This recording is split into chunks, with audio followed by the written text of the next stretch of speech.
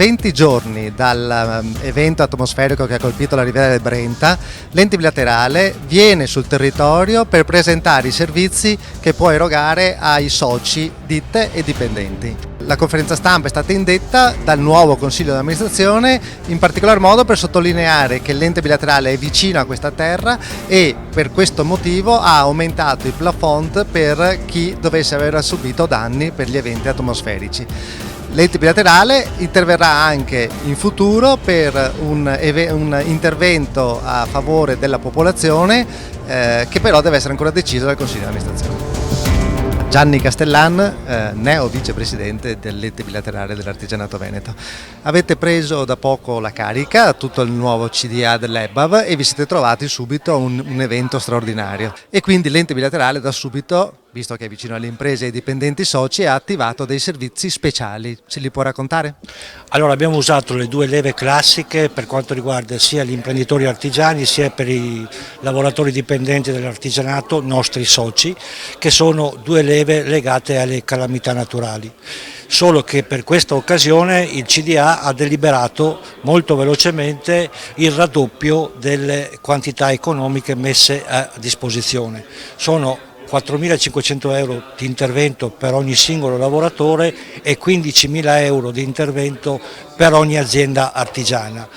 Le quantità economiche si spiegano perché noi dobbiamo pensare a un intervento che potrebbe in chiave generale arrivare a 180 aziende e a circa 1.800 lavoratori. È chiaro che se i 300.000 euro che abbiamo messo a disposizione non dovessero bastare, il CDA è pronto a fare un intervento aggiuntivo. Nel caso invece non usiamo tutte e due le leve di intervento per questo tipo di lavoro sulle case e sui capannoni, faremo un intervento straordinario a beneficio della comunità della Riviera del Brenta duramente colpita dalla tromba d'aria dell'8 luglio. Sono passate 3 settimane dall'evento e la cosa che sembra è che ci sia tantissima attività di solidarietà, raccolta fondi eccetera, però è difficile che questi soldi arrivino alle imprese e alle persone in tempi veloci e certi. Invece questa è una caratteristica dei fondi che metterà a disposizione l'EBAV, la velocità.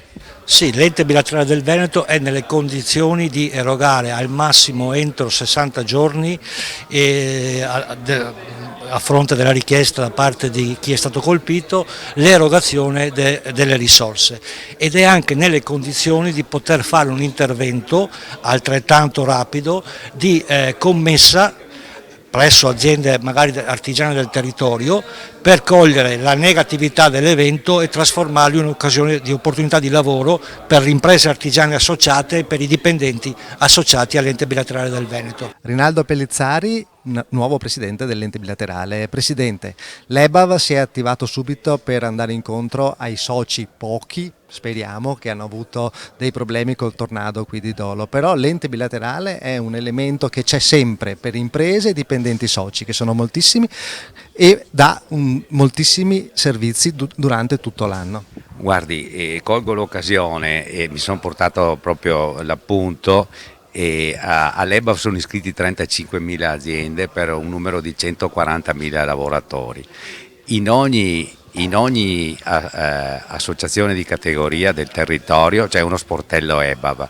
Quello che è importante è che i soci che sono iscritti si consultino anche il sito, perché EBAV fa tantissimi altri servizi, interviene naturalmente nei casi eccezionali come questo di Dolo, che è sicuramente un intervento estremamente importante anche per la drammaticità delle zone che sono state colpite, che peraltro ho appena visto delle foto e sono anche andato a vederle, ma è fondamentale che EBAV c'è sempre, non c'è solo in queste situazioni, deve esserci in queste situazioni, quindi i soci che si informino, che io credo che molti possono avere dei grandi vantaggi ed EBAV è a disposizione per dare delle spiegazioni, per intervenire. Ci sono una serie di servizi che sono convinto che si può fare molto meglio per i soci. Ecco.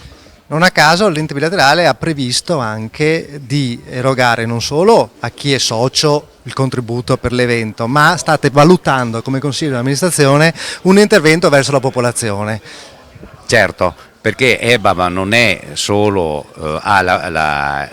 il scopo precipuo di EBAV è quello di arricchire il territorio, di fare in modo che il territorio si arricchisca attraverso le aziende, ma anche attraverso il tessuto sociale che è fondamentale perché il territorio possa vivere. Quindi si sta studiando in consiglio di amministrazione, si sta valutando di stanziare una cifra compatibilmente con quelle che sono le nostre possibilità per aiutare anche la popolazione che eventualmente avrà segnalato qui in questo distretto, ha segnalato le difficoltà che sono derivate dall'aver subito dei danni. Ho visto che qualcuno purtroppo ha perso la casa, ci sono anche dei servizi sociali che hanno avuto dei danni, quindi si vedrà compatibilmente a quello che possiamo, ma meglio che possiamo, come abbiamo sempre fatto, dare una risposta tangibile. Mi premeva anche dire questo, è anche mio personale impegno che l'intervento sia rapido. Quindi che non, voglio dire, per essere concreti, non ci siano domande adesso e l'intervento sarà nel 2020, no? Vediamo entro l'anno che tutto quanto sia concluso, anzi prima di entro l'anno, all'inizio all'inizio di settembre, alla fine di settembre, cioè noi ci impegniamo, mi impegno personalmente che una volta che sono presentata la documentazione ed è stata approvata, vengano erogati subito i finanziamenti perché si riparta subito, adesso è una priorità.